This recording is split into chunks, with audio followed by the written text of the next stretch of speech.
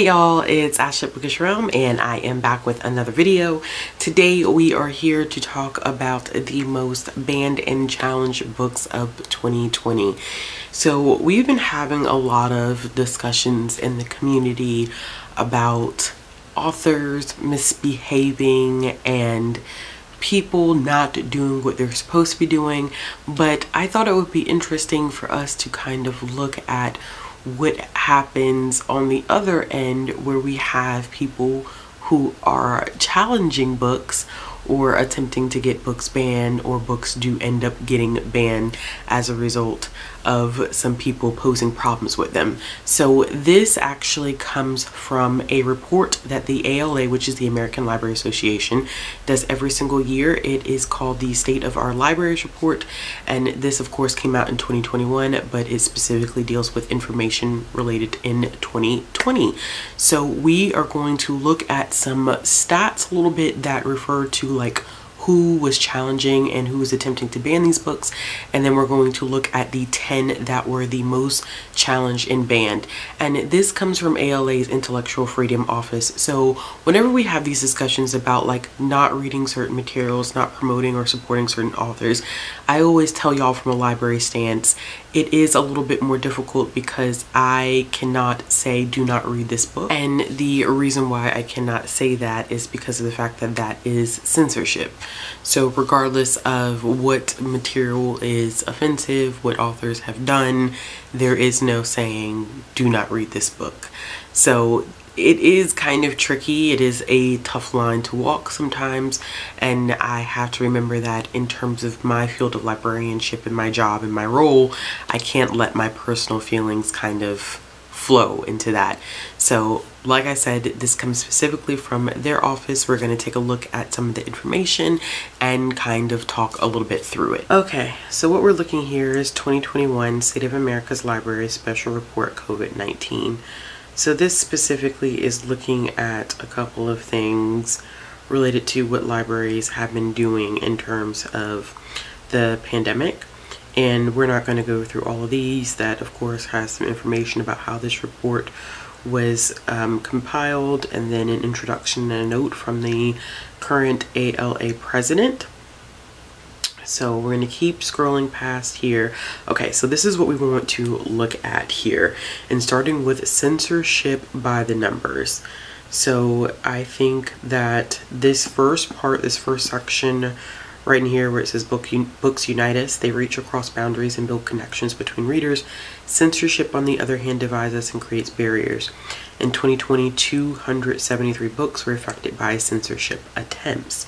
So the reasons, and I like that they did this is kind of one of those like word bubble type of situations where these were the reasons for the challenges.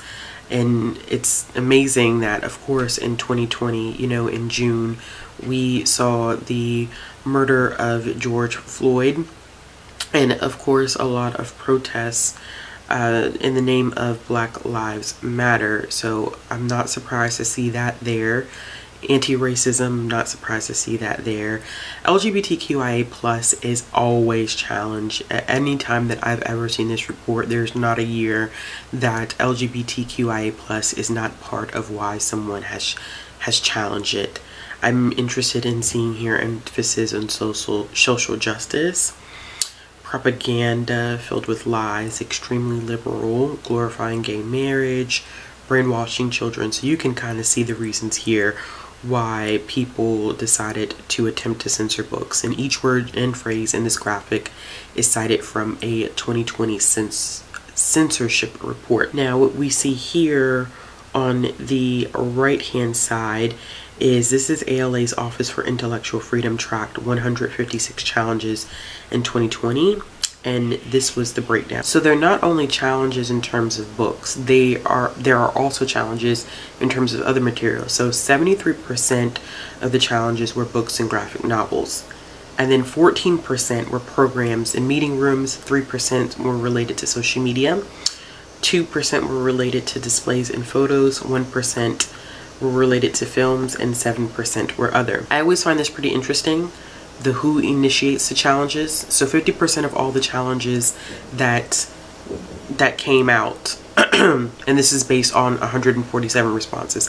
50% of those were from parents, 20% from patrons, then some type of board or administration. I'm guessing that board and administration could possibly be school affiliated. I'm surprised by this, that it's only 9% political and religious groups. I would anticipate that being more. This is highly disappointing that 5% of the challenges were done by librarians and teachers. Very much so on the librarian end, considering that we follow an ethic of not participating in censorship. So that's kind of shocking. 4% by elected officials and 1% by students. Some more information. Most of the challenges are taking place in public libraries, then schools and school libraries, academia, and other. I'm actually surprised by this. I would expect the schools to be higher than public libraries. So that actually, that data is actually kind of interesting to me, that's what we're getting. Okay, so here are the top 10 most challenged books of 2020. The American Library Association tracked 156 challenges to library, school, and university materials and services in 2020. A challenge is an attempt to remove or restrict materials or services based on content. Overall, 273 books were targeted. These are the top 10 most challenged books in 2020, with reasons citing for censoring the books. Okay. So George, I feel like George is here like every single year. Like, no lie. I always feel like George is always up here, regardless, because of the LGBTQIA plus content. It never seems to fail that George is going to make an appearance, and it's been challenged, banned, and restricted. And the reasons were religious viewpoint and not reflecting the values of our community. So a lot of this is probably coming from a lot more clearly conservative community. If you didn't know, George is about a young trans girl who wants to be a part of Charlotte's Web, even though the world or the rest of the community wants to force her to identify as a little boy. And it is a great middle grade book. I have seen even some people I have not expected in my personal life to kind of challenge the tenets of this book, but I love it. But I definitely am not surprised that it's on this list, to be quite honest. Now, these next two, Jason Reynolds actually posted this, I believe, on his Instagram not too long ago, and he made it a point, of course, because both of these are his books, Stamped, Racism, Anti-Racism, and You, and then All American Boys. Now, these two books, although Stamped just came out, All American Boys, to my knowledge, I don't think has been on the top 10 of the most challenged books. But, of course, going back to what happened in 2020 with George Floyd's murder and the rise, and having conversations and reading materials that are about anti-racism, I'm not shocked that these two are up here. But this is in direct response to what happened in 2020. These two books, 9 times out of 10, would not be considered the most challenged. I'm not saying that they wouldn't be challenged, but they would not be the most challenged. But because of the incidents of last year, they now are sitting on this list. So it's interesting to see how what's happening in the entire framework of society kind of influences what happens with this list. So I'm sure that everybody's pretty much familiar with these two books, and they were both banned and challenged. Stamped being banned and challenged because of the author's public statements, and that the book contains selective storytelling incidents and doesn't encompass racism against all people, which it's not meant to encompass racism of all people. This is explicitly talking about the Black experience in America.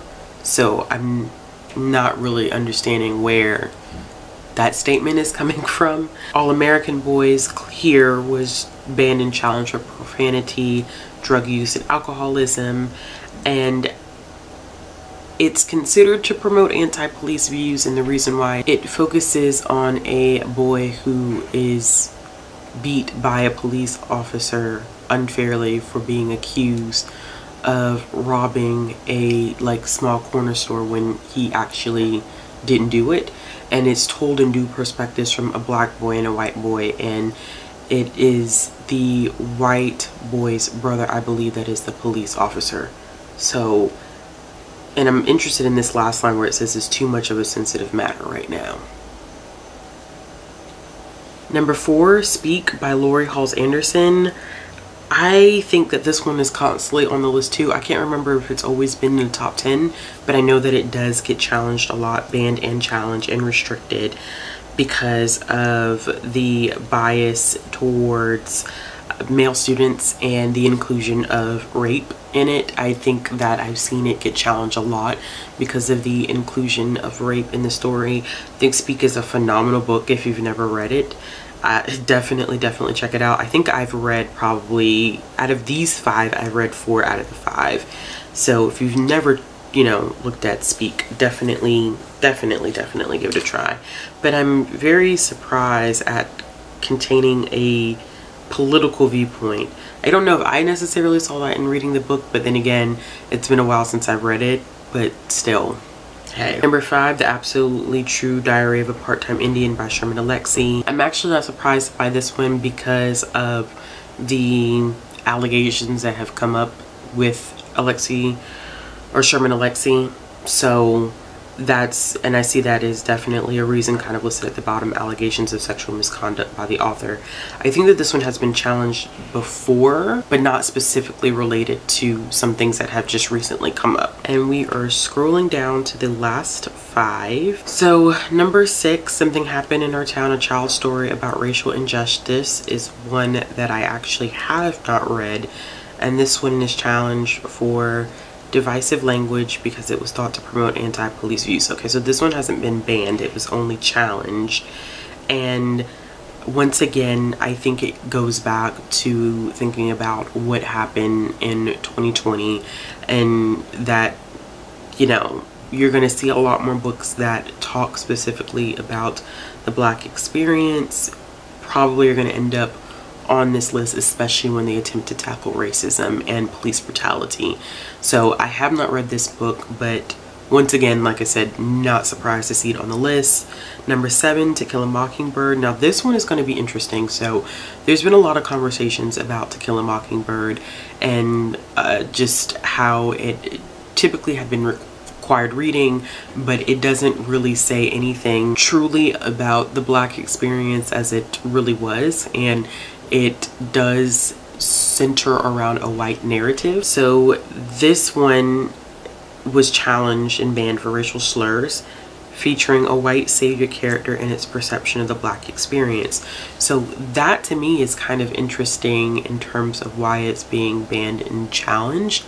And clearly we can see that these books can be banned and challenged by anyone, any political group. It's just people who don't necessarily want these books taught in schools, available publicly. There's a whole host of reasons. Now, I am surprised that it's being challenged for that. And I know that To Kill a Mockingbird has been challenged for years and banned for years, but kind of seeing this summary behind it is a little bit interesting to me.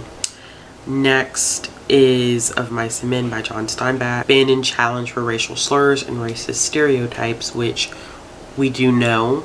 And this kind of goes back to a lot of discussion about what we need to place in terms of like school required reading, that there are better alternatives to this. But the tricky thing about this is that when we say that these things, you know, are a product of their time, maybe we should start looking at some things that are more indicative of our current communities. That doesn't mean that you prohibit access to these books. And that's what's so damaging about this list, is not that we agree necessarily with the racial stereotypes or the harmful representation, but by taking away access to those materials, you're engaging in censorship, which as librarians we can't do. ALA, intellectual freedom, you can't do. That's the whole purpose of it, is that if someone wants to access it, they have a right to access that information, even if you know, you feel like, okay, these materials are dated, and they are. To Kill a Mockingbird and Of Mice and Men are dated materials that at this point, if we're talking about, you know, a high school English curriculum or a secondary school English curriculum, depending upon where you're from, you can choose better books than this. There are books with better representation that are more clearly written in a way that we can relate to them in our modern societies, but that doesn't mean that you stop allowing people to read these books if they so wish to read these books. So it's very, I keep telling people, but it's very, very tricky, and sometimes it can be very, very hard because you can't allow your personal thoughts to kind of flow into this as a librarian, and you kind of have to think about it in terms of accessibility to information, no matter how you feel about it. Number 9, The Bluest Eye by Toni Morrison. Once again, I'm not shocked by this one at all. This to me is not a surprise. The Bluest Eye has been challenged and banned for a while. It's of course because of its sexually explicit content and depicts child sexual abuse. I think that there's a little bit more to why this one is challenged and banned than that. I know that that's the summary, but there are quite a few books that have that same content, and I think there's more to why people ban this one, even though we just have that. That's my own personal thing. That's just my my intuition speaking to that. I think it goes beyond that in ways that people may not want to verbalize, but yeah, I'm not surprised to see that. As well as I'm not surprised to see number 10, which is The Hate You Give. I actually remember when The Hate You Give was challenged by a police department where my family lives, because they thought that it sent an anti-police message, and this definitely was not too long after the book initially came out. If I'm not mistaken, I believe The Hate You Give is on the top 10 list like almost every single year. Like almost every single year. And what's so interesting about it is that The Hate You Give was not the first kind of teen or YA book to kind of discuss police brutality, but I think that it got so much push behind it in terms of, you know, marketing and stuff like that, that it is looked at as the end all be all in terms of representation of police brutality. I know that there have been a couple of conversations about it's maybe not aging as well as it could have. I haven't read it in a long time. I actually haven't read The Hate You Give since it first came out, so I would need to reread it in order to kind of see that. But of course it says challenge for profanity, but I think that a lot of the feelings that come for The Hate You Give definitely are because people believe that it sends an anti-police message. What I am surprised about is that this book is just challenged. It's never been banned. So you can see some of these books have been banned, challenged, and restricted. This one actually had not, and that's very shocking to me that The Hate You Give has never been banned, but only challenged. And I think that this is just in terms of like 2020, so it's probably been banned in previous years, but in 2020 it was not. It was just simply challenged. All right, y'all, so those were the top 10 banned and challenged books of 2020. This is just something that I decided to kind of do on a whim. If this is something that you would like to see every year, or if you would like to talk a little bit more about this topic, and if you would like to see me react to the most challenged and banned books of all time, let me know in the comment box below. As always, if you like this video, give it a thumbs up. If you want to see more content from me, click the subscribe button, hit that bell for notifications, and I will be back with another video soon. Bye.